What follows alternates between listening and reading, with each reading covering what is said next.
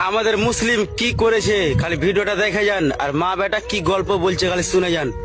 আচ্ছা মা, তাজমহল এত সুন্দর, তাজমহল কি আমরাই বানিয়েছি তাই না? না তো, যিনি বানিয়েছিলেন উনার নাম সম্রাট শাহজাহান, উনি মুসলিম ছিলেন। ও আচ্ছা, তাহলে কুতুব মিনার নিশ্চয়ই আমরা বানিয়েছি?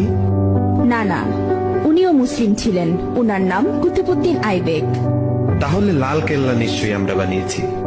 না, ওটাও মুসলিম শাসকরা বানিয়েছিলেন। তাহলে পুরাতন কেল্লা আমরা বানিয়েছি?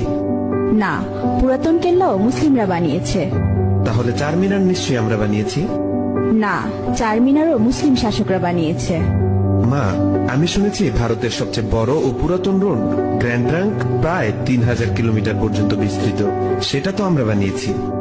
না না, গ্র্যান্ড ট্রাঙ্ক রোড আমরা বানাইনি। গ্র্যান্ড ট্রাঙ্ক রোড এক মুসলিম শাসক বানিয়েছেন, উনার নাম শেরশাহ। আচ্ছা, তাহলে হাজারদুয়ারি প্যাসেজ নিশ্চয়ই আমরা বানিয়েছি? না বেটা, এটাও মুসলিম শাসকরা বানিয়েছে।